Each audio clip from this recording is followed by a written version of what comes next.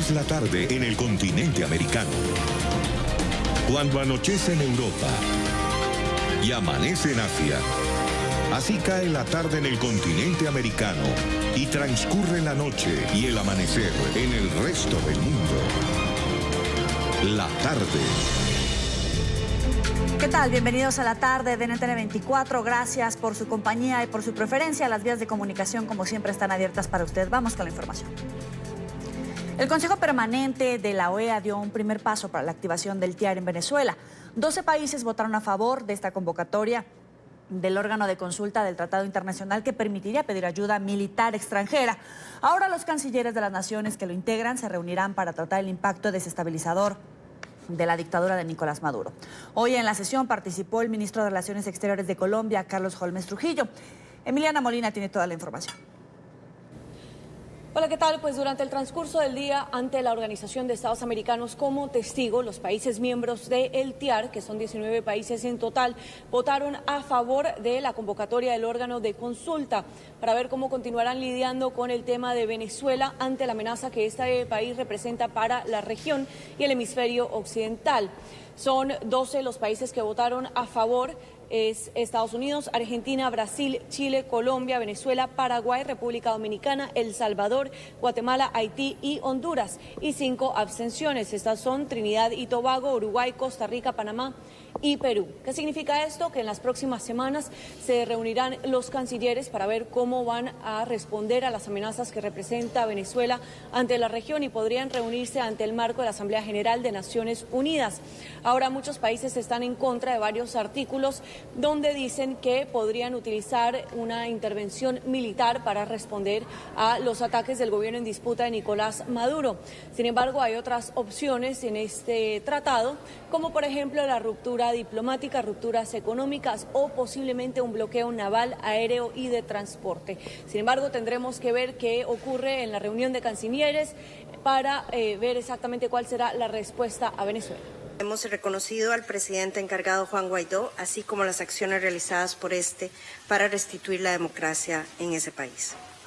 Costa Rica ha sido, es y será respetuosa del derecho internacional. Por ello, Costa Rica ha realizado un exhaustivo examen de la iniciativa contenida en la resolución que nos ocupa. Invocar el TIAR no es un asunto de menor importancia. Es una decisión de la más alta gravedad en las Américas, en esta organización y en cada uno de nuestros países. No es una decisión que se pueda tomar a la ligera. La magnitud de las decisiones que se tomen tocarán a todos los habitantes del hemisferio. Es nuestro derecho, como Estados soberanos, y nuestra obligación moral que frente a la posibilidad del uso de la fuerza, podamos tener claridad desde el inicio de la activación de este instrumento sobre los alcances de las decisiones que se puedan adoptar. Por su parte, el canciller colombiano Carlos Holmes Trujillo habló horas antes de que se llevara a cabo esta votación, donde denunció el hecho de que grupos terroristas como el ELN y las FARC controlan algunas de las partes fronterizas entre Venezuela y Colombia. También asegura que entrenan a milicias que tienen vínculos con las autoridades locales y regionales y que ejecutan actividades logísticas, económicas y de control social. En los últimos 3 años, los grupos armados ilegales han pasado de tener una retaguardia estratégica a constituir un enclave criminal en Venezuela, con el beneplácito del régimen de Nicolás Maduro. Las FARC y el ELN se han afianzado mucho más en las últimas 2 décadas, como resultado de sus afinidades ideológicas con los gobiernos de Chávez y Maduro e intereses económicos cada vez más superpuestos. Es lo que dice el International Crisis Group en febrero de este año. El ELN es ampliamente tolerado por autoridades venezolanas. Abro comillas. El grupo es capaz de operar con casi total impunidad gracias a los cercanos lazos que tiene con las fuerzas de seguridad, dice el Inside Crime en un informe de marzo del presente año. Cabe resaltar que a primera hora se votó sobre una enmienda que proponía Costa Rica para descartar aquellos artículos que proponen una intervención militar en Venezuela por medio del TIAR. Sin embargo, esta enmienda fue completamente rechazada. Esta es toda la información que tenemos desde la UE. Emiliana Molina para NTN 24. Gracias, Emiliana. Muy buena tarde y nos acompaña desde Nueva York Andrés Mesgravis, abogado especialista en resolución de conflictos. Gracias por estar con nosotros. Bienvenido. Buenas tardes, muchísimas gracias por la invitación y por poder compartir este espacio con ustedes.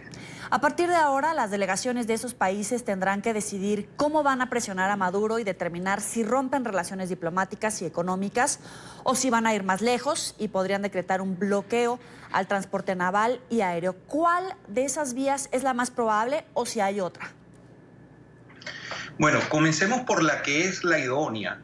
Yo creo que de todas las medidas que contempla el artículo 8, muchas de ellas ya han sido de alguna manera aplicadas o bien por los Estados Unidos o bien por algunos otros países. Sí. Hay que ver con cuidado qué medidas de esas van a afectar directamente al régimen y cuáles podrían afectar a la nación venezolana.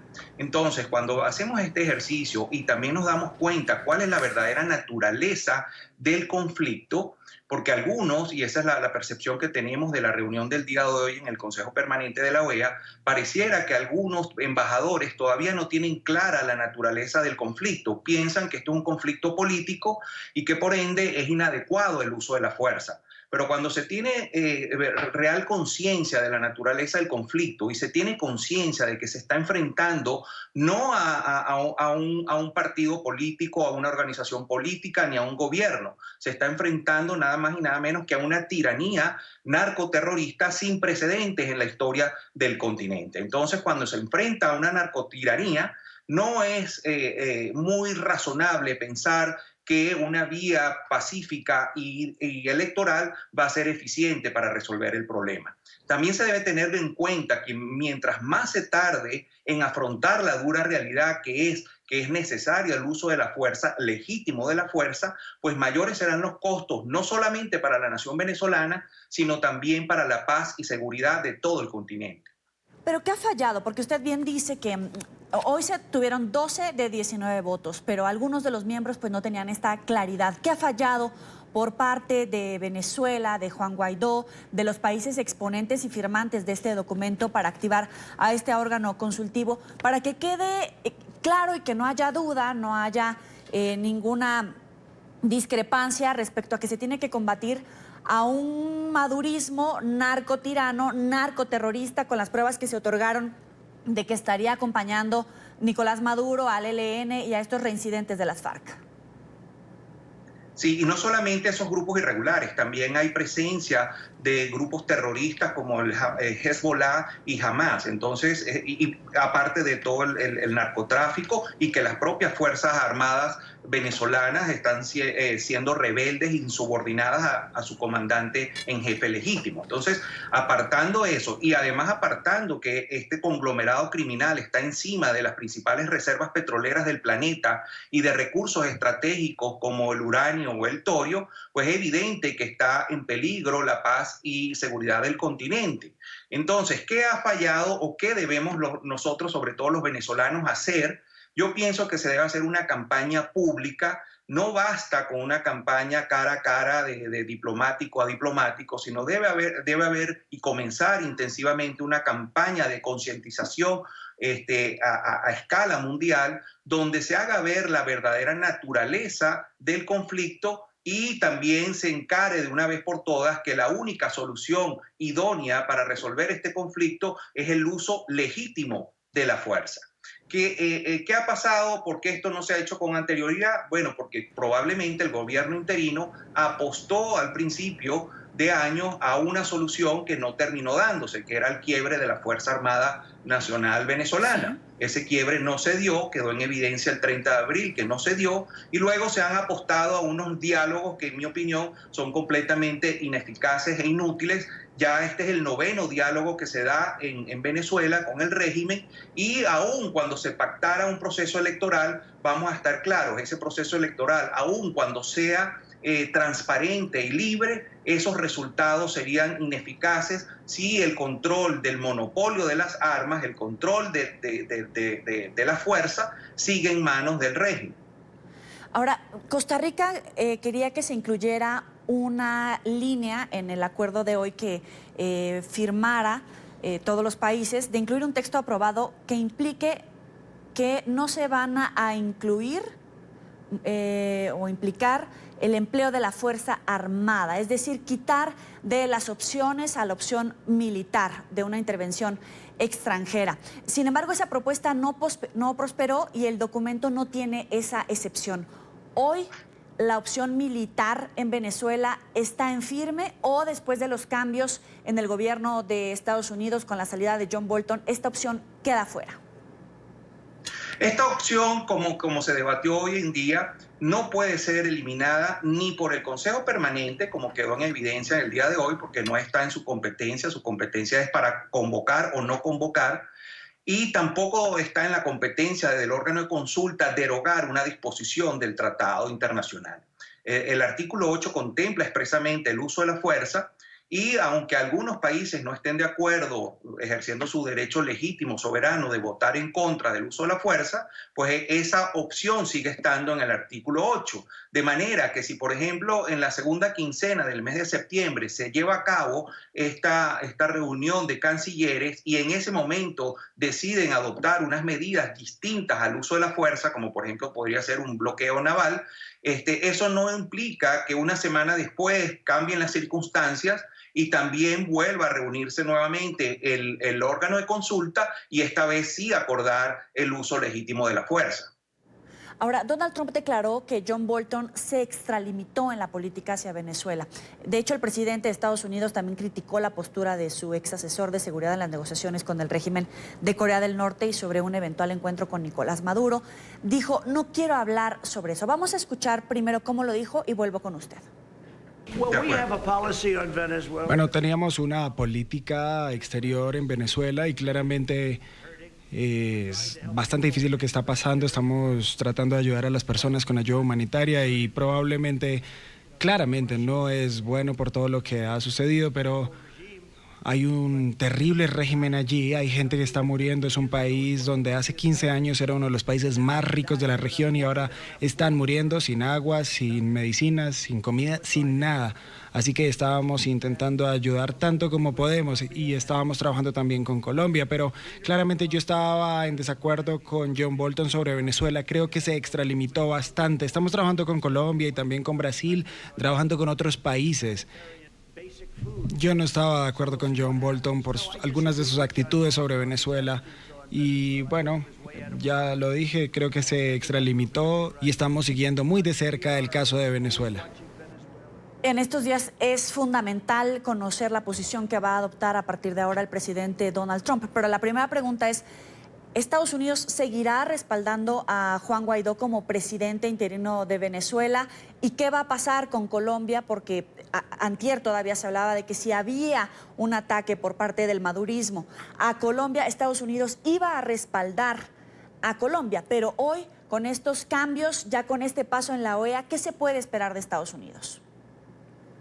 Bueno, realmente no puedo hablar por los Estados Unidos, no conozco de cerca su política interna en cuanto al caso de Venezuela, pero lo que sí puedo decir desde el punto de vista de la resolución de conflicto es que esto no afecta solamente a Venezuela. La catástrofe humanitaria la está viviendo en primer lugar Venezuela, pero está claro y creo que ya, por ejemplo, los Estados Unidos, Colombia y Brasil están claros que la situación de Venezuela va más allá y pone en peligro la paz y seguridad de todo el continente. De manera que eso hace que las medidas que se adopten no solamente van a ser en beneficio de Venezuela, sino en defensa común de la seguridad de todo el continente. Y quiero ir como un paso más adelante. ¿Qué puede suceder ahora en la frontera colombo-venezolana después de este paso que se da hoy en la OEA? Bueno, yo no me extrañaría que de parte del régimen haya más bulla, pero sinceramente no creo que pasen de allí, porque ellos saben muy bien que eso sería el peor escenario para ellos. Yo creo que el régimen, a pesar de que dice negarse a un acuerdo electoral, yo creo que en definitiva el régimen está buscando ese acuerdo electoral porque con ello podría obstaculizar precisamente el uso de la fuerza y alargar esto probablemente un año más, con lo cual eso le serviría para oxigenarse y atornillarse aún más en el poder. Entonces no creo que realmente el régimen esté buscando la opción bélica. Creo que son más bien un bluff en cuanto a eso, pero sí creo que los países de la región deben tomar conciencia de que por encima de los intereses económicos o de relaciones, por ejemplo, con China, está en juego la seguridad y la paz del continente. Ahora, ¿qué puede pasar al interior del madurismo sobre el trato, los acuerdos, los procederes que hubieran pactado antes de todo esto Nicolás Maduro y estos grupos terroristas, los grupos ilegales que operan bajo su ojo permisivo? Sí, yo pienso que hasta ahora estos grupos, al ver que todavía la opción de la coalición de fuerza no termina de materializarse, pues siguen siendo leales al régimen. No hablo de Maduro, porque Maduro no es el régimen de Maduro. Maduro solamente es parte del régimen. Recordemos que Chávez murió y el régimen continuó. Y a nivel de las Fuerzas Armadas tenemos un generalato atomizado en casi 2.000 generales. Entonces, pienso que mientras ellos no vean que se constituye efectivamente una coalición militar, seguirán siendo leales a su conglomerado criminal, a sus negocios ilícitos, pero pienso que una vez que se constituya esta fuerza interamericana, pues podemos ver ya entonces probablemente algunas deserciones o verdaderamente un quiebre del régimen criminal que opera en Venezuela. Ahora, algunos analistas advierten que conforme pasa el tiempo, la decisión de un grupo de países de llevar ante la Corte Penal Internacional a Maduro comienza a debilitarse, que el respaldo a Juan Guaidó comienza a debilitarse. Sin embargo, el presidente Iván Duque, Colombia, ha decidido continuar con este apoyo, proceder ante la Corte Penal Internacional. ¿Cómo queda en este momento el presidente Iván Duque y Colombia frente a esta amenaza que puede suponer que Nicolás Maduro se esté aliando con estos grupos criminales que operan en su territorio? Sí, yo pienso que uno de los países que hoy mostró tener una claridad sobre la verdadera naturaleza y alcance del conflicto fue justamente Colombia. Sí. Ahora, medidas como lo de la Corte Penal Internacional, así como medidas de mayor presión económica y diplomática, yo creo que son necesarias e importantes, pero son manifiestamente insuficientes. Porque, repito, hasta que no se conforme el uso de la fuerza, el uso legítimo de la fuerza, no se va a terminar de resolver este conflicto. Y de ello pues deben tener conciencia todos los mandatarios, porque realmente no exageramos al decir que está en juego la paz y seguridad de todo el continente. Le agradezco a Andrés Mesgravis, abogado especialista en resolución de conflictos, por estar con nosotros aquí en la tarde. Muchísimas gracias. Hasta luego. Cuando son las 4:20 en Bogotá, Quito y Lima, vamos a revisar otros temas que hacen parte de la agenda informativa del día. Es noticia la emergencia en la ciudad de Cali, en el suroccidente de Colombia. 5 incendios forestales se registraron en 2 cerros cercanos a la capital del departamento del Valle del Cauca. En la noche del martes, las llamas consumieron buena parte de la vegetación y hasta el zoológico de la ciudad estuvo en alerta por las conflagraciones cercanas. Un equipo de 400 personas, entre bomberos, policía, Cruz Roja y ejército, participan en el operativo para apagar el fuego. El gobierno local informó que ya inició una investigación para determinar qué inició estos incendios. Es noticia el presidente de Brasil, a quien le suspendieron la alimentación oral tras complicaciones en la salud. Jair Bolsonaro, operado de una hernia abdominal el domingo, comenzó a ser alimentado por medio de una sonda nasogástrica. Esto según lo informaron sus médicos. El presidente, quien debía recibir el alta médica este martes, experimentó un movimiento intestinal lento y una distensión abdominal. Bolsonaro sigue internado en un hospital en Sao Paulo, donde fue sometido a su 4ª operación tras el atentado del que fue víctima hace un año en plena campaña presidencial. Es noticia el pronunciamiento de la Corte de Constitucionalidad de Guatemala sobre el acuerdo de tercer país seguro firmado con Estados Unidos. El máximo tribunal resolvió este martes que el documento firmado el pasado 26 de julio por el ministro de Gobernación deberá ser evaluado y ratificado por el Congreso del país. El juez aseguró que el presidente Jimmy Morales aceptó el tratamiento parlamentario, pese a que ello implique demoras en su aplicación. Sin embargo, el mandatario calificó la decisión del tribunal como poco seria. El gobierno guatemalteco deberá informar a la administración de Donald Trump la entrada en vigencia del acuerdo tras el trámite interno. Es noticia el primer ministro de Canadá, Justin Trudeau, quien va por la reelección. El premier anunció hoy la disolución de la Cámara de los Comunes, con lo que da inicio a la campaña para las elecciones legislativas del 21 de octubre. El anuncio se conoció luego de que Trudeau se reuniera con la gobernadora general Julie Payette y avalara frente a la reina Isabel II la decisión. El dirigente liberal de 47 años busca su segundo mandato y, según los sondeos, lleva una ligera ventaja sobre los conservadores a un mes de los comicios. Hemos hecho mucho juntos durante estos últimos 4 años, pero la verdad es que recién estamos comenzando. Por lo tanto, los canadienses tienen que tomar una decisión importante. ¿Volveremos a las políticas fallidas del pasado o continuaremos? ¿Avanzar? Esa es la lección. Es tan claro y tan importante. Estoy para seguir adelante para todos. Es noticia la sesión de control al presidente en funciones de España, Pedro Sánchez. El jefe de gobierno recibió todo tipo de críticas en el Congreso de los Diputados por querer supuestamente convocar unas nuevas elecciones en las que, según algunas encuestas, saldría favorecido. El partido Unidas Podemos aprovechó para pedirle nuevamente a Sánchez un gobierno de coalición. Este es un informe de Marcelo Moncayo desde Madrid. Hola, ¿qué tal? Saludos para ustedes en la tarde, amigos televidentes. De este día aquí en el Congreso de los Diputados, en la sesión plenaria, el presidente en funciones, Pedro Sánchez, rechazó nuevamente la posibilidad de formar un gobierno de coalición con el partido Unidas Podemos. Esto luego de que Pablo Iglesias se lo volviera a ofrecer aquí en el Congreso. En Madrid, los partidos de oposición aprovecharon la sesión de control para criticar al presidente del gobierno en funciones, Pedro Sánchez, su supuesta intención de querer convocar a nuevas elecciones ante la falta de apoyos para formar un gobierno. Pablo Iglesias, de Unidas Podemos, reprochó a Sánchez que ya no estuviera vigente la oferta que le hizo de formar un gobierno de coalición antes de las vacaciones del verano, propuesta que fue rechazada por Iglesias y que provocó una investidura fallida de Sánchez. Hoy tengo la sensación, señor Sánchez, de que cuando usted propuso ese gobierno de coalición no lo decía en serio.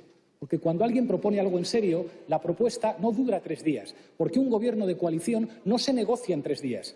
¿Usted cree que es serio negociar en 3 días un gobierno de coalición? Lo lógico es que esa propuesta que hizo usted, una vez que yo acepté el veto, se hubiera mantenido. Lo que pienso ahora es que a usted le descolocó que yo me retirara. Y usted estuvo simulando que proponía un gobierno de coalición que en realidad no se creía. ¿Sabe, señor Sánchez, hay algo mucho más importante que la ideología o la coherencia de un presidente, y es su palabra. Muy bien.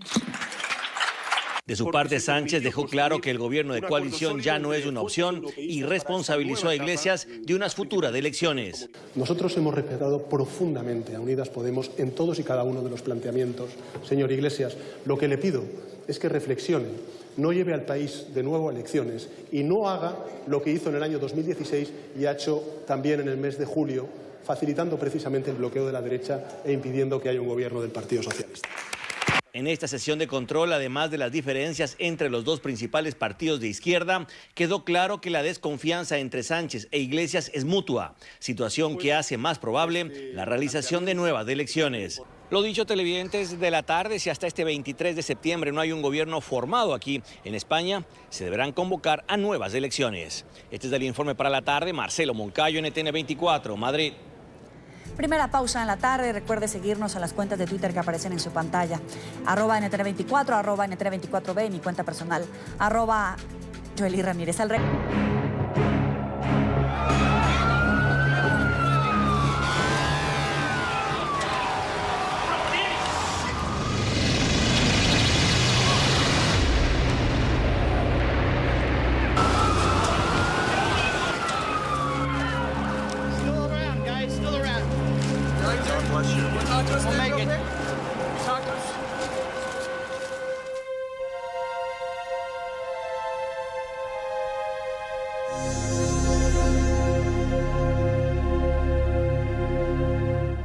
El 11 de septiembre de 2001, la historia de Estados Unidos y del mundo se partió en dos.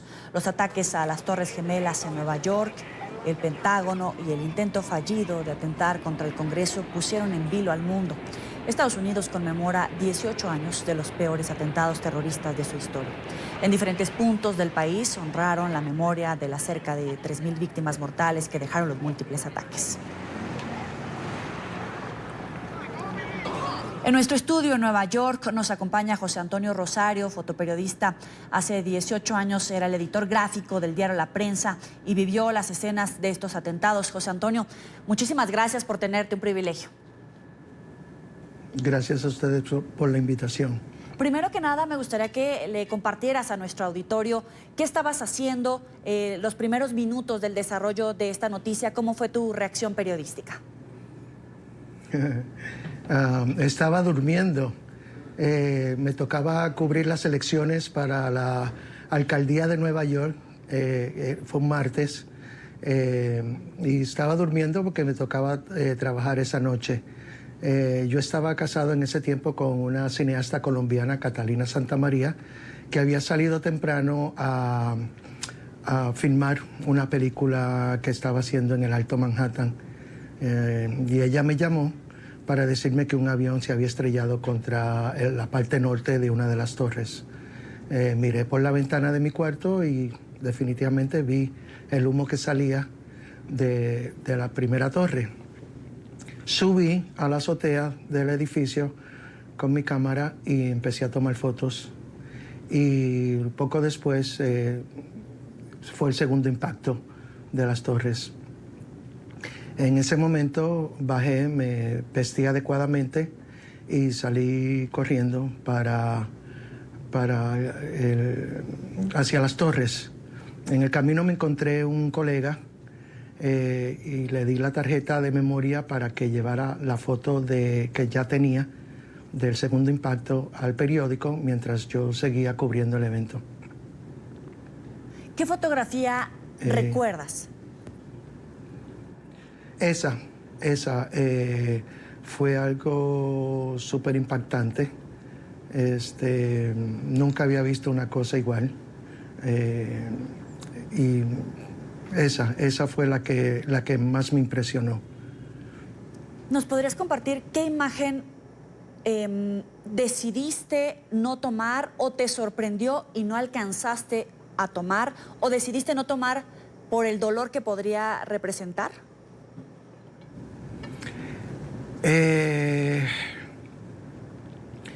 No. Varios de mis colegas que estaban cubriendo la parte sur de las torres veían gente que se tiraba de las torres. Claro. Yo no llegué a ver nada de eso. Yo sí pude captar y tomarle fotos a gente que salía, pues claro, llenas de humo, de debris, con golpes, con heridas, pero no, incluso cuando se vino la primera torre abajo, todos salimos corriendo y yo, por mi parte, entré a una iglesia, a St. Peter's, a la iglesia de St. Peter's, y una vez ahí empezaron a entrar gente que habían sido totalmente cubiertas con el polvo y todo lo que había caído.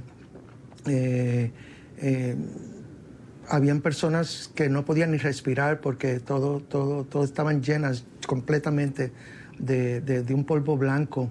Miré hacia la calle y por la ventana de la iglesia, de la puerta de la iglesia, y afuera se veía como si hubiera caído una tormenta de nieve y todo lo hubiera cubierto de blanco, todo de blanco. No se podía ver, por ejemplo, al cruzar la calle.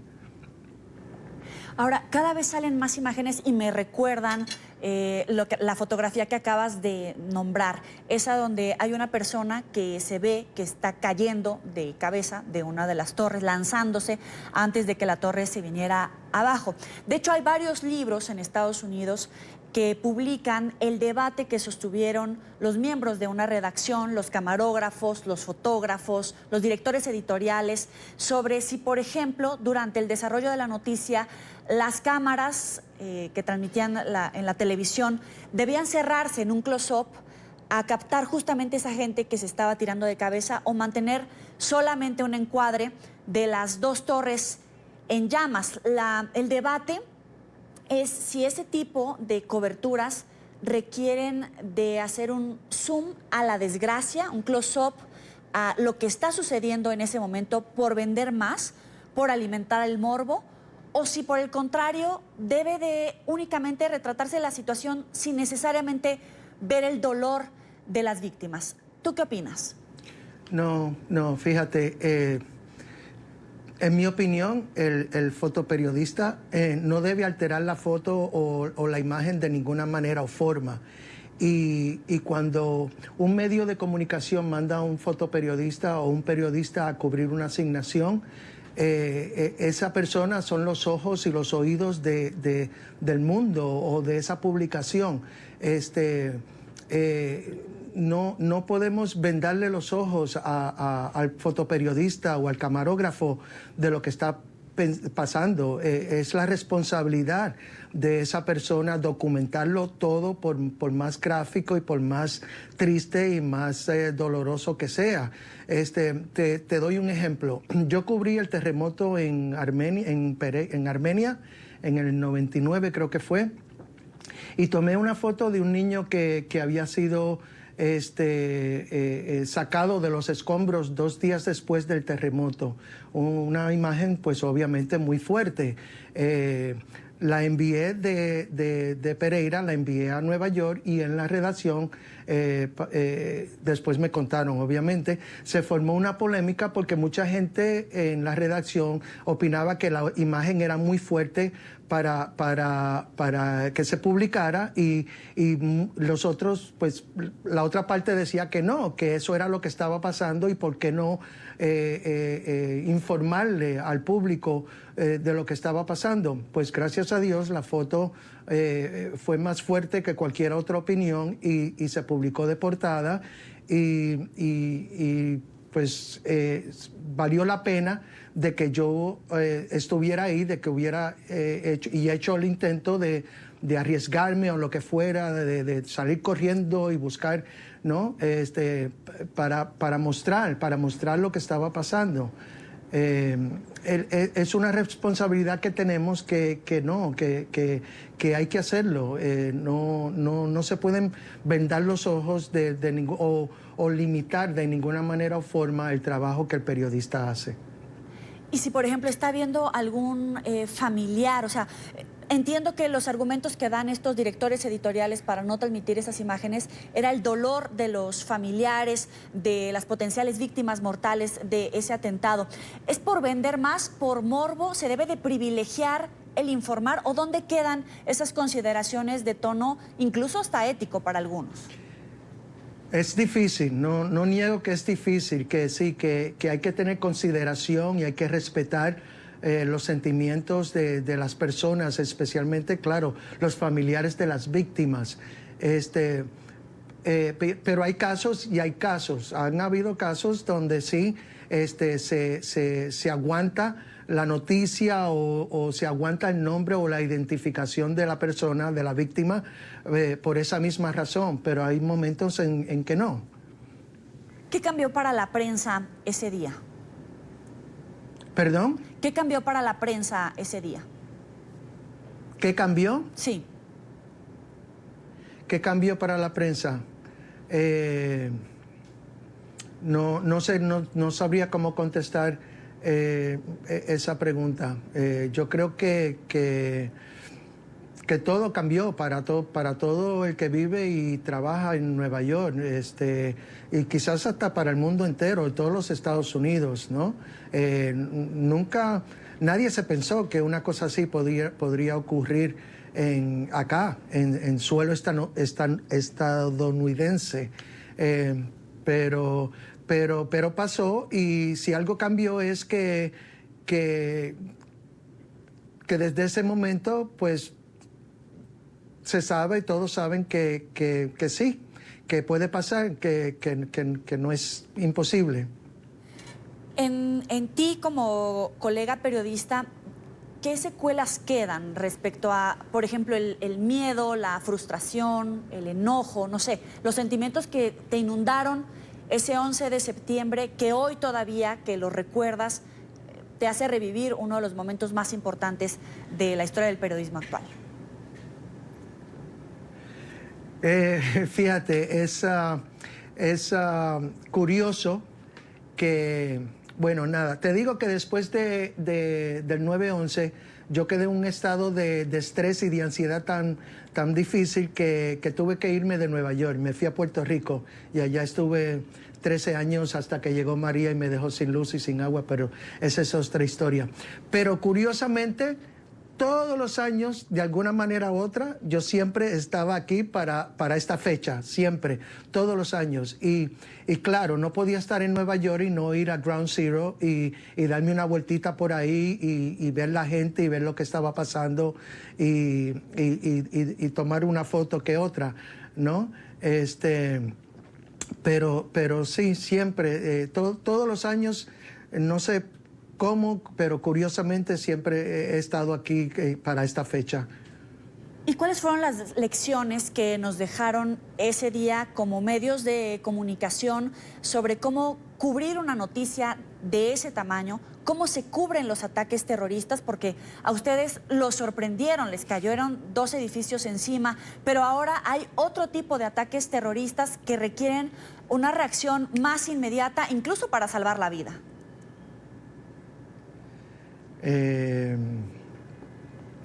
No sabría cómo contestar esta pregunta, honestamente. Nunca he estado frente a una situación igual. Después de eso, básicamente me alejé un poco del trabajo. Estoy casi semi-retirado. Hace mucho tiempo que no trabajo para un medio de comunicación, pero sí sé que siempre hay que tener mucha cautela, ¿no? Es un trabajo muy peligroso, como tú sabes, a nivel mundial. Periodistas pierden la vida todo el tiempo, pero yo no soy parte de ese grupo. Con el internet, con las transmisiones vía streaming de muchos medios de comunicación, pero también de los usuarios en Facebook, en Twitter, ¿qué aprendemos los periodistas, los medios de comunicación de esas transmisiones en vivo, y qué deberían de aprender los youtubers o los influencers que tienen esa vía de comunicación, pero no son periodistas? Cuando se habla, por ejemplo, de un ataque en desarrollo, ¿cuáles son esas lecciones que nos dejan de un lado y del otro?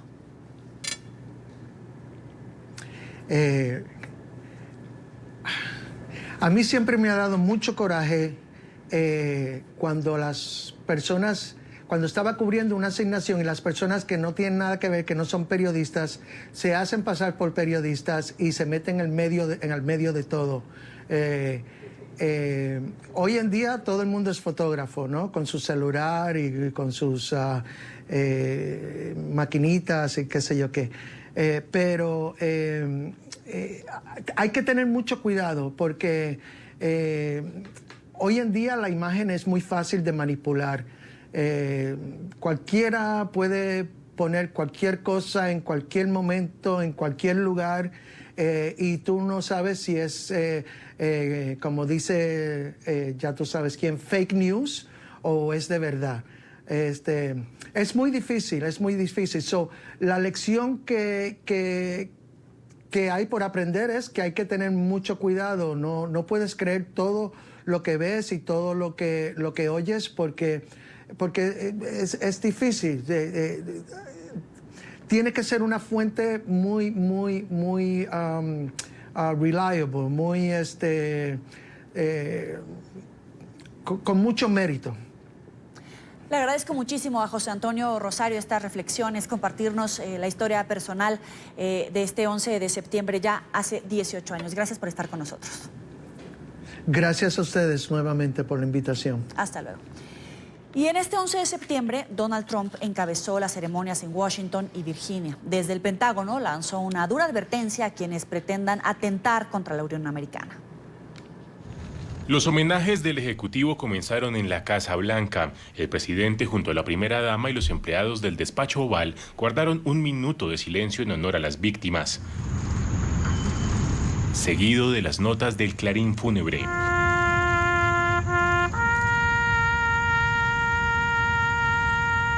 Una corta ceremonia que luego se trasladaría a la sede del Pentágono. El mandatario entregó una ofrenda floral para honrar las vidas que se apagaron allí ese fatídico 11 de septiembre de 2001. Donald Trump recordó la fecha que cambiaría a la Unión Americana. Había una gran confusión. Yo estaba mirando fuera de la ventana en el centro de Manhattan, directamente hacia el World Trade Center, cuando vi un segundo avión a una tremenda velocidad entrar a la segunda torre. Fue entonces cuando me di cuenta que el mundo iba a cambiar. Ya no iba a ser y jamás podría ser ese lugar inocente que yo pensaba que era. También hizo referencia al fallido intento por entablar un diálogo con los talibanes, la misma organización que brindó apoyo y protección a Osama Bin Laden. Y si por alguna razón ellos regresan a nuestro país, nosotros iremos a donde quiera que estén y utilizaremos el poder que jamás haya utilizado Estados Unidos. Y no estamos hablando ni siquiera de poder nuclear. Ellos nunca habrán visto algo similar a lo que les pasará. En el Pentágono perdieron la vida 189 personas, las 64 a bordo del vuelo 77 de American Airlines y 125 que trabajaban en el edificio gubernamental. De costa a costa, los estadounidenses han participado de todo tipo de actos de homenaje a las víctimas de los actos de terrorismo que sacudían al país hace 18 años. NTN 24 habló con un grupo de latinos que hace 4 años estableció una forma única de rendir tributo a los fallecidos del 11 de septiembre de 2001. El reporte desde Nueva York lo tiene Alejandro Rincón. Adelante, Alejandro. Hola, nos conectamos con ustedes esta tarde desde una escena única entre todos los puntos donde hay monumentos memoriales a las víctimas de los atentados terroristas del 11 de septiembre de 2001. Es única porque tienen ustedes detrás de mí la denominada Torre de la Libertad, símbolo de la resiliencia y de la recuperación de la ciudad de Nueva York luego de esa trágica fecha cuando el terrorismo intentó arrodillar a la Unión Americana. Pero también se encuentra aquí una parte de los hierros que componían originalmente las extintas Torres Gemelas. Esos hierros retorcidos que fueron recuperados de la denominada Zona Cero permanecen aquí en este punto como un recordatorio permanente de ese día cuando la nación estuvo bajo ataque, hace 18 años exactamente. Es justo en este punto, frente a este monumento, que nos encontramos a un grupo de hispanos quienes hacen una forma muy particular de tributo a la memoria de los fallecidos esa trágica fecha. Recorren en bicicleta todos y cada uno de los monumentos, empezando por el Pentágono y terminando aquí en la ciudad de Nueva York. Uno de ellos nos contó el por qué hacen este recorrido en bicicleta por los monumentos a las víctimas del 11 de septiembre de 2001. Pues nos hace recordar esto a diario, mayormente en estas fechas que son tan importantes para muchas de las personas que perdieron familiares. Pues tenemos un poquito de empatía con la gente que tuvieron que pasar por esta tragedia. Entre estos ciclistas también hay uno cuya historia personal se conecta directamente con el presente de los Estados Unidos y su realidad después de esa trágica fecha. Es veterano de guerra, fue desplegado a Oriente Medio justo cuando los Estados Unidos empezaba la guerra contra el terrorismo, un despliegue que se mantiene activo hasta el día de hoy. Es la guerra más larga que ha combatido Estados Unidos en su historia como nación. Y él, en las siguientes palabras a NTN 24, hace una reflexión de lo que significa la lucha contra el terrorismo. Mi opinión personal es time to go y dejar que cada pueblo, cada nación resuelva sus problemas. Esta jornada para los estadounidenses ha estado marcada por un profundo sentido de unidad, de solidaridad y sobre todo de un recordatorio de lo que ha sido el concepto clave desde los atentados terroristas del 11 de septiembre de 2001. Nunca olvidar a esas personas que perdieron la vida por cuenta de esos ataques. La última parte de esos homenajes tiene lugar en la noche de hoy, cuando dos grandes haces de luz blanca-azul emergerán desde las denominadas piscinas, la norte y la sur, que eran las posiciones originales de las Torres Gemelas, y con estos haces de luz pues se recordará durante toda la noche y hasta la madrugada del jueves a las víctimas del terrorismo. Es todo lo que tenemos para ustedes por ahora. Continúen con más en la tarde. Gracias, Alejandro. Vamos a darle seguimiento a esta noticia en desarrollo. Y ahora nos acompaña Hugo H., analista internacional, experto en asuntos de seguridad. Gracias por estar con nosotros. Muy buenas tardes, es un placer. Se conoce que el juicio contra las cabecillas de este ataque terrorista, los 5 que están capturados, comenzará en el 2021. Desde hace 18 años hasta el 2021, ¿qué información, qué inteligencia pudo haber desarrollado Estados Unidos para obtener de estas 5 personas y que pudiera servir hoy o en un futuro? Bueno, el tema de la cuestión legal está ya ampliamente documentado desde la publicación de las conclusiones de la Comisión del Congreso de los Estados Unidos, el famoso informe 911, a toda la investigación que ha seguido a los aspectos operativos y de planificación.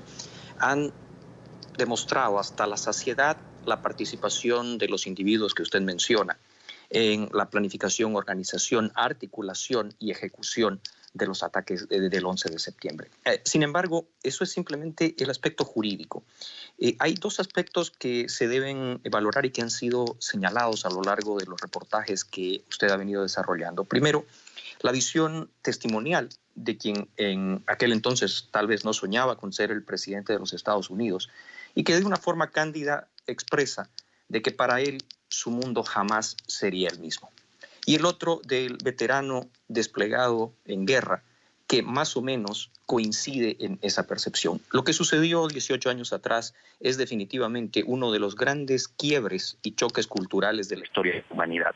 Para reflejar algo parecido habrá que remontarse a un 1 de septiembre de 1939, en aquel entonces en la frontera polaco-alemana, o al 7 de diciembre de 1941 en el ataque a Pearl Harbor. Un evento de una naturaleza tal que ha cambiado y continúa cambiando nuestras vidas en el día a día. ¿Y habrá otra fecha que le dé un nuevo rumbo a esta historia que marcó la historia reciente, valga la redundancia? Bueno, lamentablemente las perspectivas marcan de que a partir del 9/11 se cambiaron varios paradigmas de lo que se concebía como la guerra en la sociedad humana.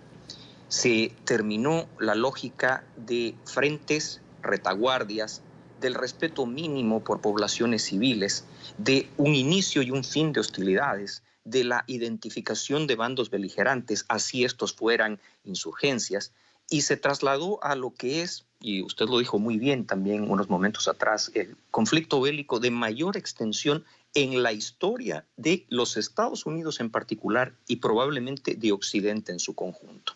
Porque lo que se confronta acá no es simplemente una visión de orden político. El terrorismo clásico usualmente está definido como la imposición de una agenda ideológica, política o religiosa por medio de la violencia. Este tipo de terrorismo que se sigue desarrollando, recuerde usted que a Al-Qaeda siguió a través de su fragmentación el surgimiento de organizaciones aún más peligrosas, aún más terribles, como el caso de ISIS, y hoy en día a la hibridación de esos fenómenos con el crimen transnacional organizado. El potencial de que en el futuro se dé un ataque de características aún más desastrosas que el que enfrentó los Estados Unidos 18 años atrás está latente. Simplemente para graficar esto, después del 9/11 hubo Y solamente para recordar algunos, los ataques terroristas en Londres, los ataques terroristas en Madrid, los ataques terroristas en París, los ataques terroristas en Bélgica, los ataques terroristas en Alemania. Y todo esto marca una pauta de una guerra constante cuyo fin, por lo menos en el concepto que teníamos antes de un conflicto bélico, no se vislumbra. Estados Unidos ha manifestado su preocupación por la expansión de Al-Qaeda, por el nacimiento de estas células terroristas que podrían ser incluso su brazo armado. Hablemos de número y también de su potencial para herir a Occidente. Al-Qaeda, ¿cómo está después del 11 de septiembre sin Bin Laden? El problema de esto es que nuevamente no se puede analizar este conflicto con el marco y las herramientas de la sabiduría clásica en el arte de la guerra. Al-Qaeda como organización ha mutado, ha evolucionado, ha dado origen a otras organizaciones. Simplemente como ejemplo, lo que fuera Al-Qaeda en el norte de África o Al-Qaeda en el Magreb se tornó en una de las facciones que compusieron a ISIS, el famoso califato, que hasta el día de hoy es probablemente una de las organizaciones más brutales de las cuales se tenga memoria. Al mismo tiempo, la propia Al-Qaeda organizó ataques de naturaleza severa en otros puntos del orbe y ha comenzado a demostrar, vuelvo a reiterar este tema, de que los movimientos radicales de base fundamentalista y religiosa han empezado a abandonar la ortodoxia o la exigencia absoluta de esa doctrina de característica religiosa y han empezado a aliarse de manera cada vez más preocupante y efectiva con las organizaciones del crimen transnacional organizado. El resultado de esto lo ha vivido Occidente en los ataques que yo les citaba, en los ataques que en su momento sembraron luto y dolor en Francia, los ataques del Bataclan, los ataques de Molenbeek en Bruselas, y que demuestran que estas organizaciones radicales, en conjunto con, por ejemplo, los brazos del narcotráfico, han adquirido capacidades operativas y financieras de una escala que Al-Qaeda jamás hubiera soñado cuando articuló y organizó lo que fueron los ataques del 11 de septiembre. Y me deja pensando, entonces, cuando Trump habla de las amenazas que enfrenta en sus fronteras, justamente por el flujo migratorio, por la operación de narcoterrorismo que existe en zonas como Sudamérica, como México, en realidad, entonces, puede tener una base para argumentar esto como una situación de amenaza de seguridad nacional, o tiene mucho más el tinte político de una agenda política para reelegirse.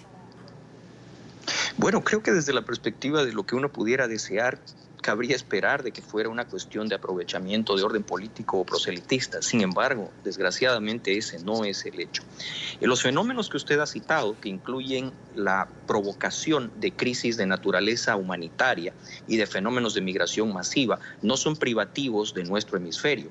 Los utilizó en conjunto también con organizaciones de esta naturaleza el régimen sirio de Bashar al-Assad, provocando el desastre humanitario que todos conocemos. Lo hace hoy día la Venezuela de Nicolás Maduro con la mayor crisis humanitaria del hemisferio y si sigue creciendo a este ritmo, lo será de la historia de la humanidad. En ese sentido, y si combinamos este hecho con las denuncias fehacientes, probadas y debidamente respaldadas que ha realizado el gobierno de Colombia en el seno de la Organización de Estados Americanos, demostrando que organizaciones de naturaleza terrorista están por primera vez en la historia del hemisferio sur operando con el consentimiento y el apoyo de un régimen en contra de un país vecino, nos daremos cuenta de que la complejidad de estos fenómenos ya nos alcanza en el cotidiano, porque al mismo tiempo las actividades ilícitas que esas organizaciones que estamos mencionando desarrollan, estamos hablando del ELN, de las FARC, del régimen que controla hoy día los destinos de Caracas, se combinan con las capacidades de organizaciones como ISIS, como Hezbollah, como Lashkar-e-Taiba, como una serie de organizaciones radicales que al encontrar en esta hibridación un incremento de sus capacidades, tienen la posibilidad de atacar de forma efectiva en el corazón de Occidente. Usted decía hace un momento que un ataque de esta envergadura está latente y hace unos días el talibán ha amenazado a los Estados Unidos.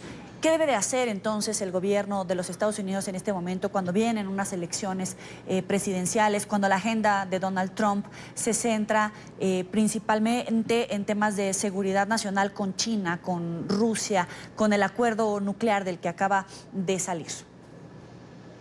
Bueno, en realidad esto trasciende a la coyuntura que usted menciona y que se refiere a la cercanía de un proceso electoral en los Estados Unidos de Norteamérica.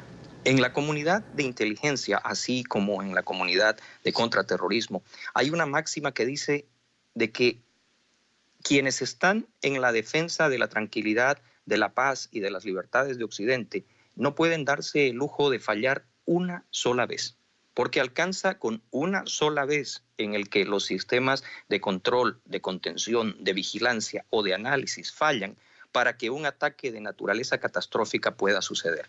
Hemos mencionado muchísimos ejemplos. Dentro de los Estados Unidos también se vivieron estas circunstancias. Usted recordará los ataques en Orlando, en el Club Pulse. Sí, Hugo, pero ya fallaron una vez porque entiendo que no hubo una cooperación, no compartieron las agencias de seguridad, el FBI y la CIA, la información de que estos terroristas ya estaban en territorio estadounidense, que les estaban siguiendo la pista. Ese error ya se cometió. Hoy, con el uso de la Internet, con la migración que va creciendo, ¿esto no es una amenaza aún peor o de verdad Estados Unidos ya aprendió la lección y es infalible?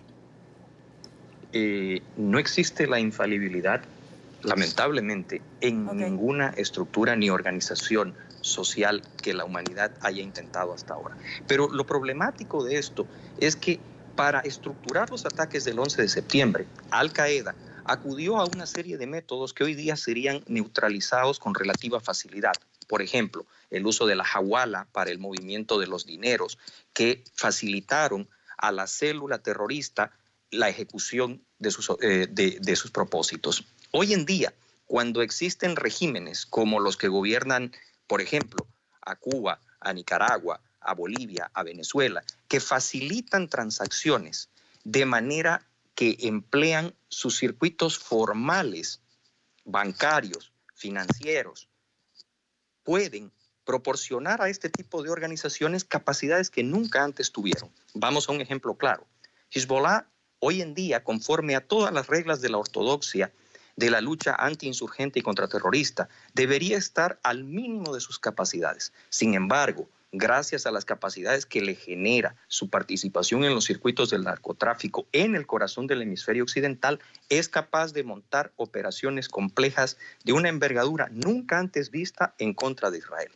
En ese mismo marco, se detectó dentro de las llamadas caravanas, el fenómeno migrante que hasta el día de hoy ocupa buena parte del debate político en la frontera sur de los Estados Unidos, a elementos que habían sido anteriormente identificados como por lo menos simpatizantes, si no militantes de ISIS.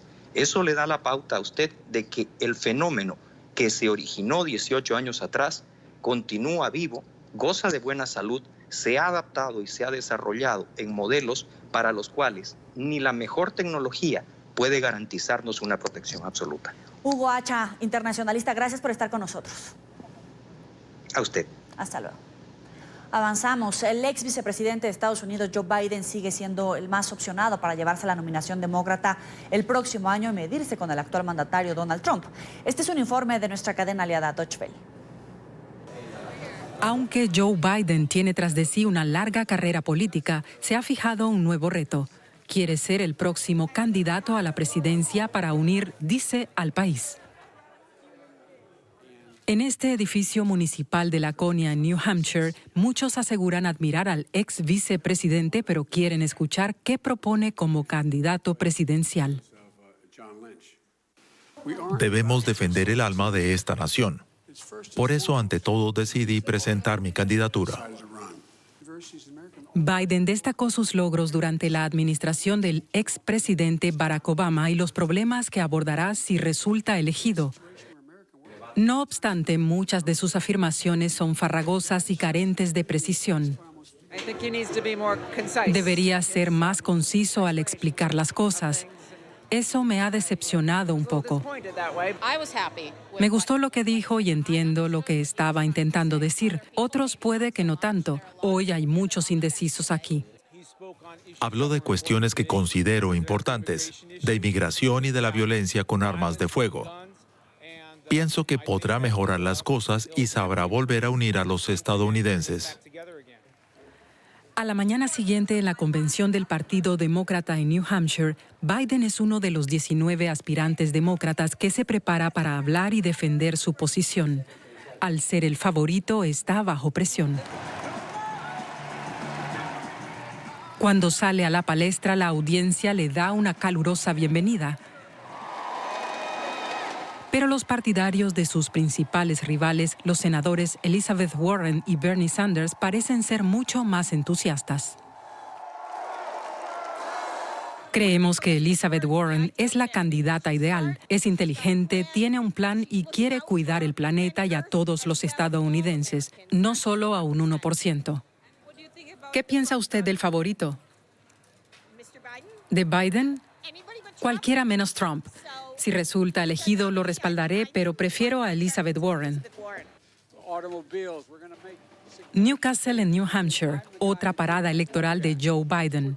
Sus asesores aseguran que él representa mejor que nadie al Partido Demócrata, una formación dicen que es más antigua y moderada de lo que muchos presuponen. Algo por lo que Biden inspira rechazo a los demócratas más jóvenes.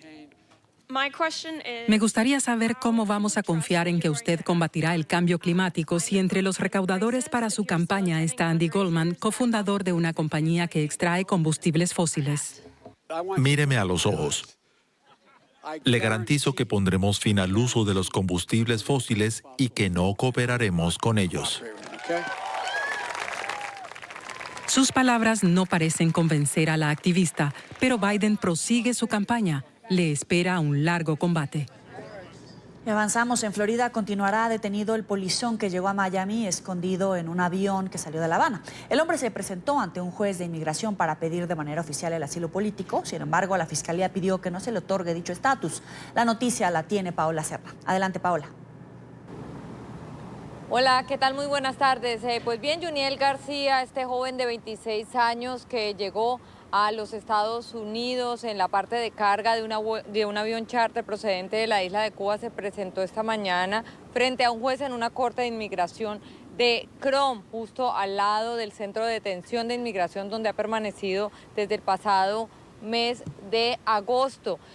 Pues bien, la Fiscalía de Estados Unidos pidió al juez que no se le otorgara asilo político, ya que para el gobierno de Estados Unidos, Cuba debe tener la potestad de juzgarlo por lo que consideran es un delito, es decir, por la forma en que este joven decidió venirse, violando las leyes, a los Estados Unidos. Sin embargo, pues los abogados defensores consideran que si este muchacho es devuelto a la isla de Cuba, enfrentaría graves consecuencias.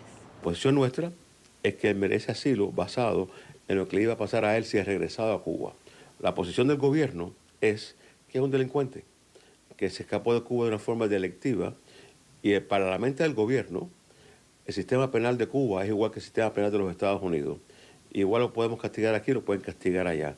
Que si uno piensa, es recible que el gobierno americano esté diciendo que el sistema penal de Cuba es igual o parejo al sistema americano, y que una persona como este joven puede ser encausado y encarcelado en Cuba porque es un delincuente. Entonces, ¿qué es lo que ocurre ahora? El juez escuchó el testimonio, vio la posición del gobierno, vio la posición nuestra, decidió que le hacía falta tiempo para revisar el testimonio. Tuvimos un juicio de 3 horas y media. La posición nuestra es que este joven nunca fue perseguido en Cuba, pero sí es regresado a Cuba por la forma que se escapó, por el drama que ha rodeado su escape, la publicidad mundial que ha recibido, va a ser una persona objeto de total repudiación en Cuba. Bajo los códigos penales de Cuba lo pueden considerar un traidor y hasta ejecutar. Y eso fue el testimonio de los expertos que estuvieron hoy en la corte también. Caso independiente. Aquí ha habido, este va a ser el tercer polizón que entra a los Estados Unidos por avión. Los 2 anteriores, uno hace casi 40 años, otra hace casi 14 años, se le otorgó asilo. Pero esto es un tiempo diferente. Así que veremos lo que está pasando ahora.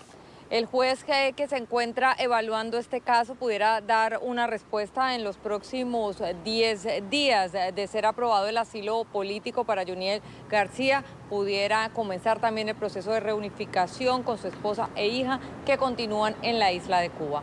La información desde Miami, soy Paola Cerna para NTN 24. Gracias, Paola. Vamos a una pausa. Gracias por seguir con nosotros en la tarde. Avanzamos con la información. Segundo día de despliegue bélico y ejercicios militares de Venezuela en la frontera con Colombia. 150.000 soldados fueron movilizados para los ejercicios militares ordenados por Nicolás Maduro en medio de nuevas tensiones con el gobierno de Iván Duque. La televisión estatal mostró imágenes de tanques, helicópteros y los anunciados misiles. El material bélico fue exhibido en un aeropuerto del estado Táchira, cerca a la zona limítrofe. Los ejercicios se desarrollarán hasta el 28 de septiembre. Estamos aquí formados. Es decir, este tipo de actividad a nosotros es lo que nos gusta, es la pasión. Sectores políticos en Caracas dicen que se trata de una burla para distraer la atención de los verdaderos problemas del pueblo venezolano y acusan a Nicolás Maduro y a su ministro de Defensa, Vladimir Padrino López, de ser los principales escoltas de la guerrilla colombiana. Vamos a ver el informe de Oliver Fernández desde Caracas. La incapacidad de Nicolás Maduro de resolver los problemas del país lo ha llevado a usar mecanismos de distracción. Así visualiza el diputado Juan Pablo Guanipa a los ejercicios militares. ¿Cuál es la patria que ustedes dicen defender? La patria que vive en una situación de infrahumanidad. Esa es la patria que ustedes defienden.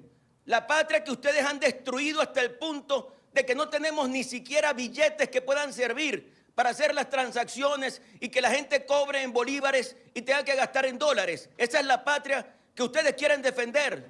El diputado Guanipa denuncia a Nicolás Maduro de entregar la frontera a grupos irregulares en complicidad con su ministro de Defensa. Maduro y Padrino se han convertido en escoltas de la guerrilla colombiana.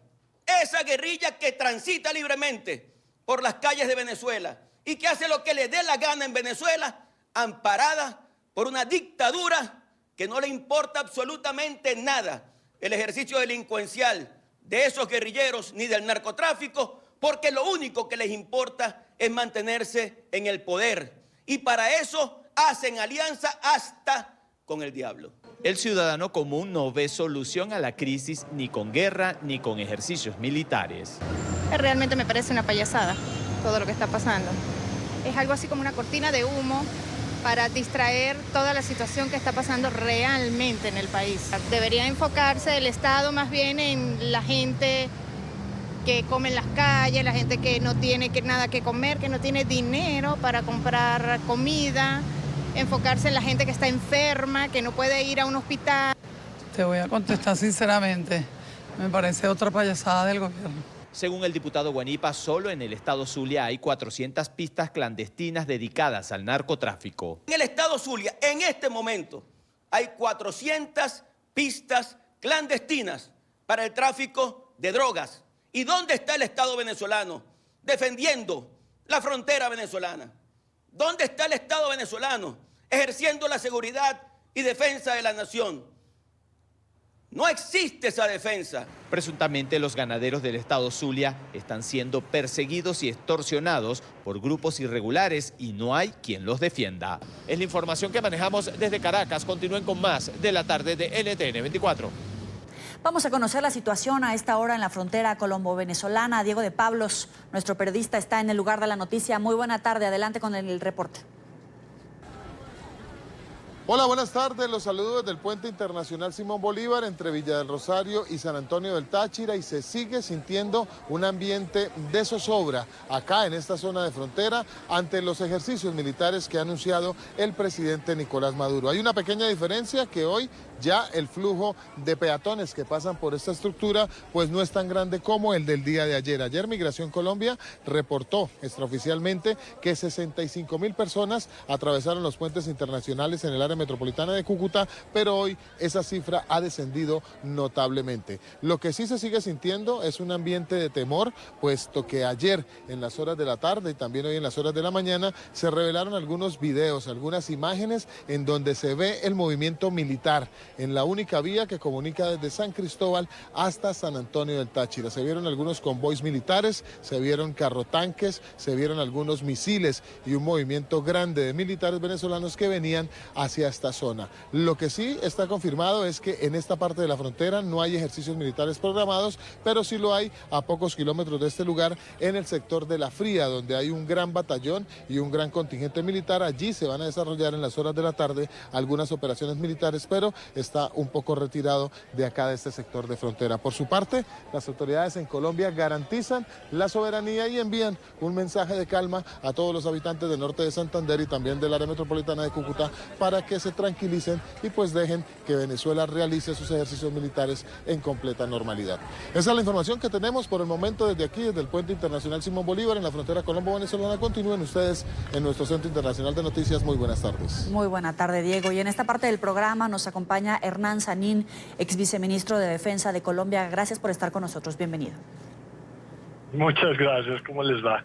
Escuchábamos hace unos momentos, le voy a repetir algunos de los comentarios de venezolanos y algunas respuestas oficiales.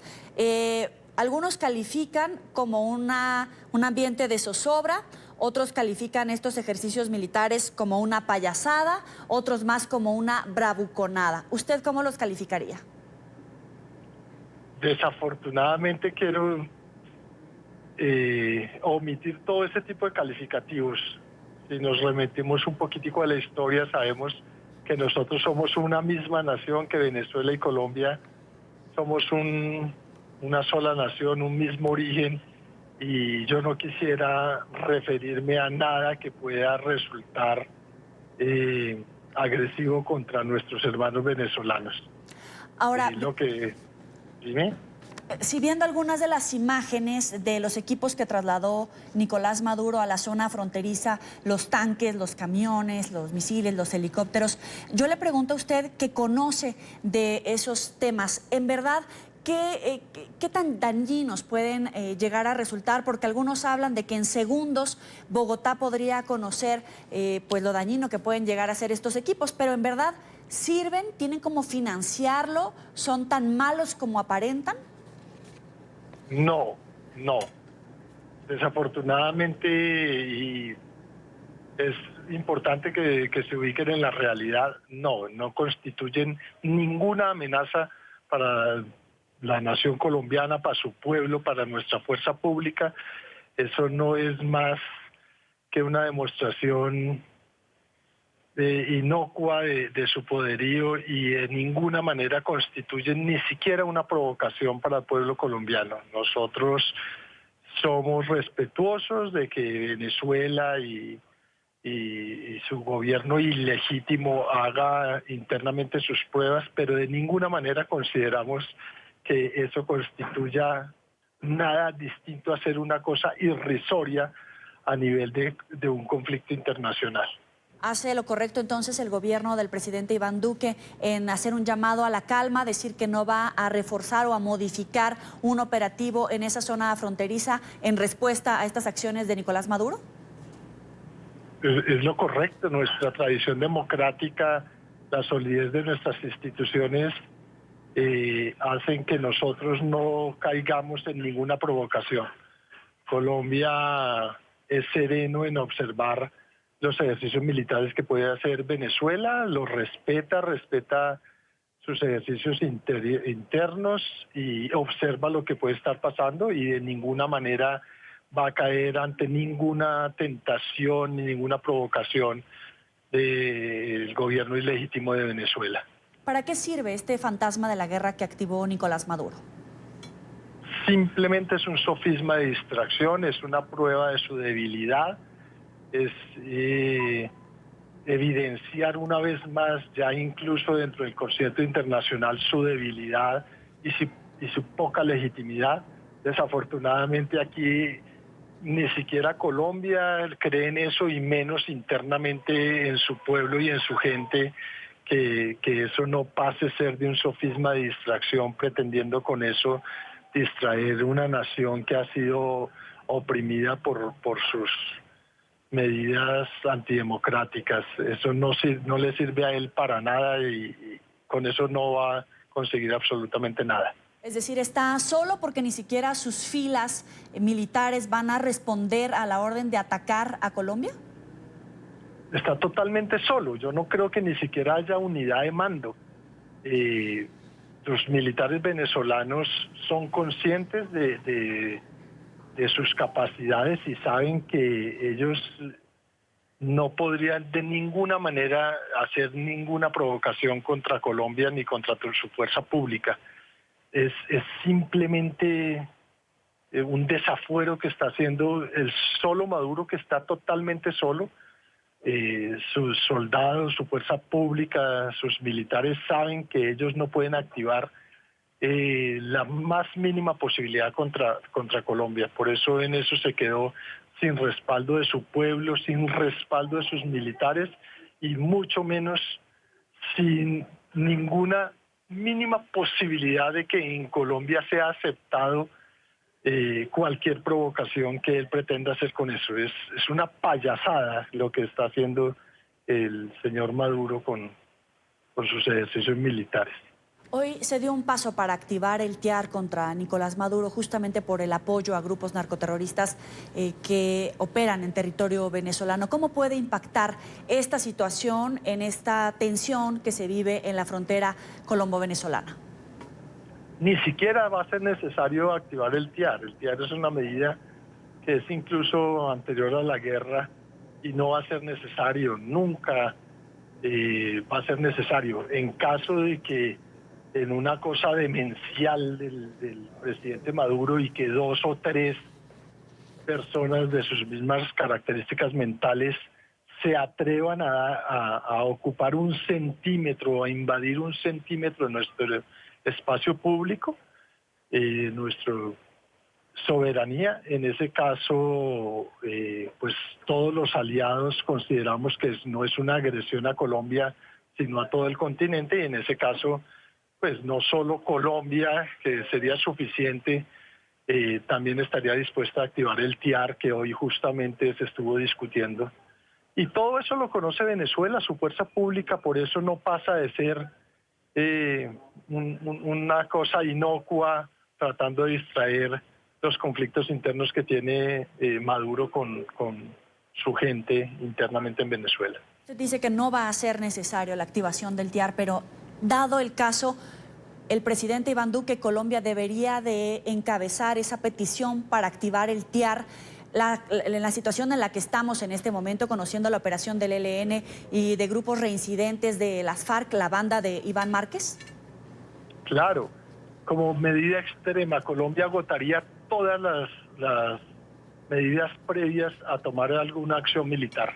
Agotaríamos todas las instancias bilaterales, acudiríamos a todos los organismos multilaterales y en caso de ser necesario convocaríamos a la OEA para que se activara el TIAR. Es la última posibilidad que una democracia tan sólida como Colombia considera. Nosotros no estamos nunca contemplando ninguna solución violenta y extrema. Solo en caso de un acto demencial del impostor Maduro estaríamos dispuestos nosotros a actuar. De lo contrario, no estamos contemplando una solución militar. Agotaremos todas las posibilidades bilaterales o multilaterales antes de cualquier acción militar. Le agradezco a Hernán Sanín, ex viceministro de Defensa de Colombia, por estos minutos para la tarde de NTN 24. Muchísimas gracias. Hasta luego. La crisis de los pensionados se agudiza en Venezuela. El dinero no les da para vivir. Sobreviven incluso comiendo arroz o harinas sin proteínas u otros ingredientes. La pensión apenas ronda los $2 mensuales. Una cantidad que no sirve para mucho, ni siquiera para sus tratamientos médicos. Muchos de ellos señalan que nunca imaginaron vivir algo similar. Soñaban incluso con pasar sus años de retiro disfrutando y compartiendo con sus nietos, pero hoy no pueden sino buscar opciones para no morir de hambre. Luis Alejandro Olaya tiene toda la información. Adelante. Hola, buenas tardes. En Venezuela, los adultos mayores y pensionados protestan, aseguran que no viven una vejez digna. Nada de lo que soñaron poder hacer con su tiempo de retiro han podido hacerlo y la pensión no les alcanza ni siquiera para comer, mucho menos para comprar los medicamentos y combatir sus enfermedades y tampoco compartir ni siquiera con sus nietos. Magia, yo creo que estamos vivos por obra y gracia de Dios.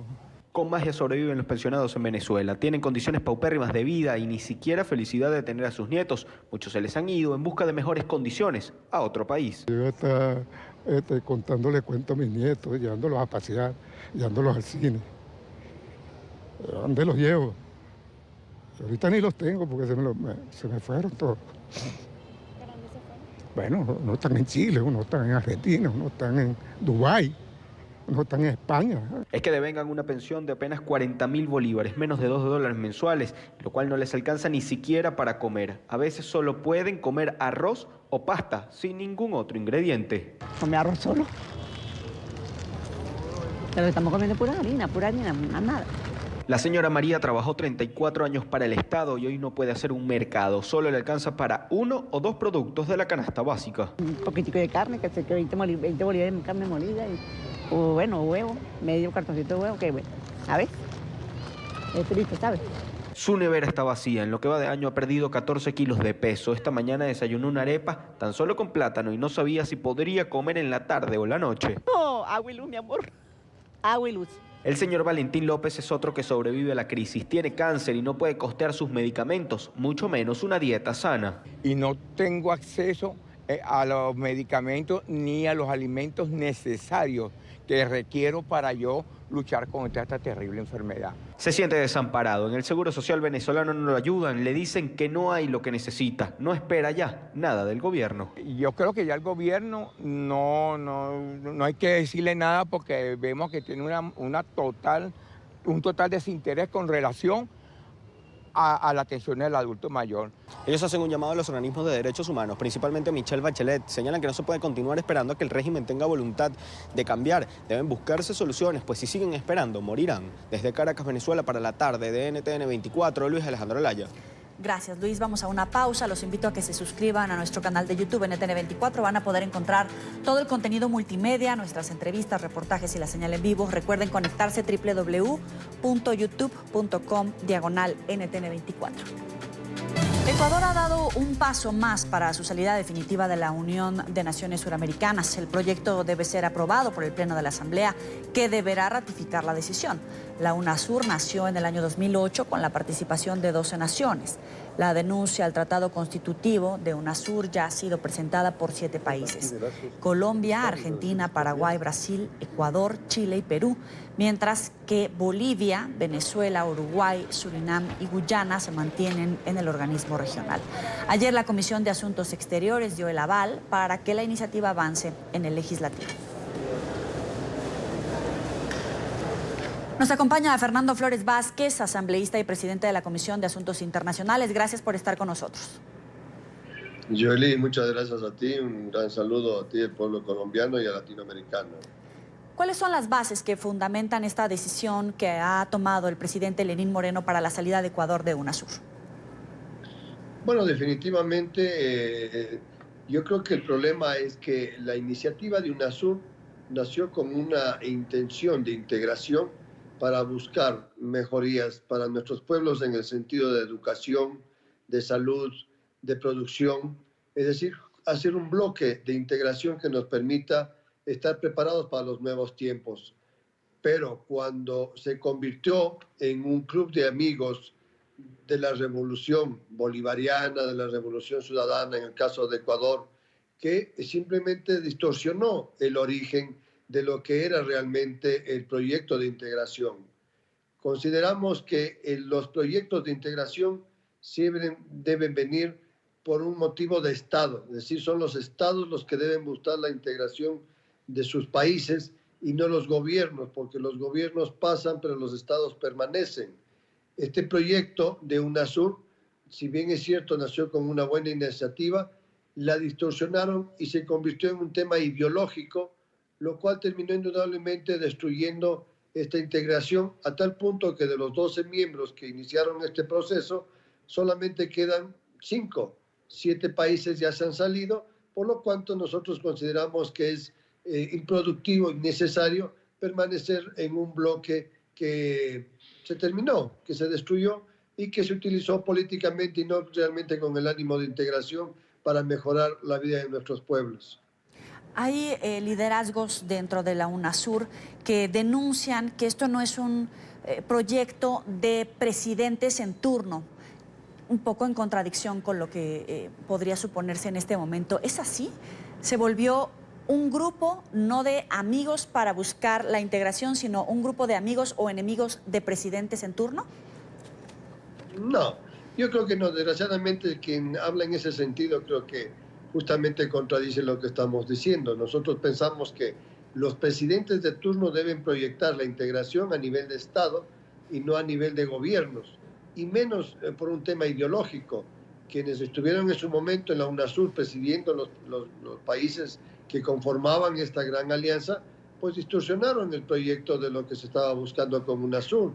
Y el señor Chávez, el señor Maduro, Correa, los señores Kirchner, el señor Correa, indudablemente, el señor Lula, lo que hicieron fue distorsionar el proyecto de integración latinoamericano que creo que tenía un gran sentido en su momento. Pero indudablemente el Ecuador no puede ser parte de un club de amigos de la revolución socialista que se quiso implementar en nuestros países. Todavía tiene su poder, su cuota política al interior de los órganos de gobierno. En Ecuador, ¿Lenín Moreno podrá alcanzar los votos necesarios para la salida definitiva de UNASUR? Sí. Fíjese que el día de ayer, en nuestra comisión, somos 12 miembros, y logramos aprobar el informe que recomienda al Pleno de la Asamblea Nacional aceptar la denuncia del Tratado de UNASUR. Y estos ocho miembros pertenecemos a distintas bancadas políticas que hacemos vida en el Pleno de la Asamblea Nacional, lo que nos permitiría garantizar los votos necesarios para aprobar la denuncia del tratado y el Ejecutivo pueda continuar con el proceso de salida del Ecuador de UNASUR.